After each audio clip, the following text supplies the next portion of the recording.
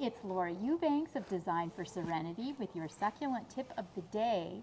And Greg and I are up in the Central Coast, at the Central Coast. I don't know, but we are just south of San Luis Obispo in a beautiful little town called Arroyo Grande. And we are staying at the most exquisite Airbnb called Hacienda Feliz. And Elise and Frank are followers and have allowed me to putter around their gardens, which are magnificent, and I will be sharing a lot of photos on my Instagram of their beautiful plants. But I want to take a minute to rework one of their pots. Who doesn't have this happening in their yard? See, I mean, the plants are healthy, right? Aren't they? They're just flourishing, but they're kind of leggy, kind of overgrown. This pot has lost its luster. So if you've got this happening, I want to encourage you to just tear into it and reset everything so that you can start over.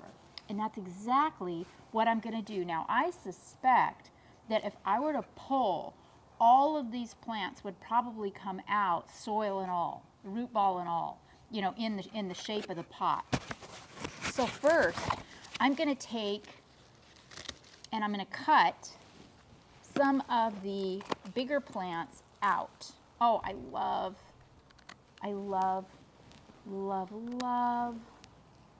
this Senecio. So cute. Oh, she's got some great stuff in here too. A lot of crassulas in this pot. I think this may be a pot that she picked up at Costco or at a box store. It's so pretty. Oh, and also look, I picked a couple of things from around the yard because I thought this pot was a little monochromatic. So I've got some pink and some blue and some yellowish orange to pop back into this pot when we reset everything. We've got a little aloe in here, and agavoides. I see everything here that I see in San Diego. It doesn't look like San Luis Obispo, and at least this stretch of the Central Coast has any limitations in terms of what they can grow. So that's exciting. And then these aeoniums are all going to come out and get reset. You will never have more fun in your life than you will have reworking an overgrown succulent pot. There is just no better feeling in the world than giving these plants a new lease at an aesthetically pleasing life. Now, let me go after this undulata, this other crassula here. Oh, there's just such a variety in this pot. And see, it couldn't really be enjoyed because it was overgrown and kind of lost its purpose. And I hadn't even realized that a lot of the stuff was in here. These little fire sticks, this euphorbia, it looks like they tucked these in as cuttings not long ago because, see, they're just starting to throw off some new roots.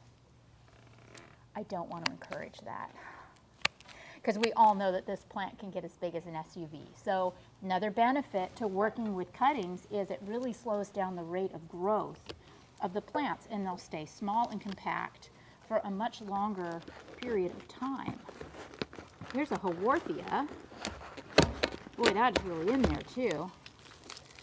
The Haworthias have more of a substantial root system than a lot of other succulents. But you can just break a lot of that off. Feel free to trim up those roots. Give them a haircut. Not a problem. Oh, and here's a Novelus aloe.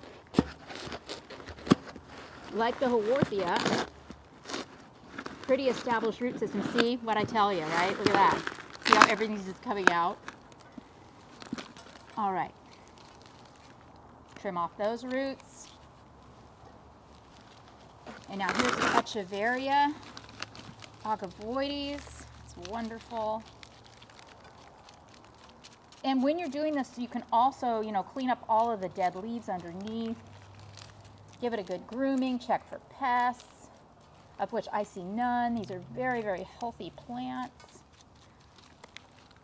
And because this root ball is just so enmeshed, I'm not going to try to, you know, get rid of all of it. I'm just going to trim a little off.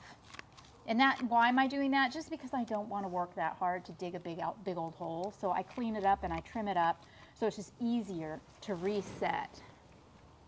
And these little pandas, these little kalanchoes, these are so cute. I love the fuzzy ones, don't you?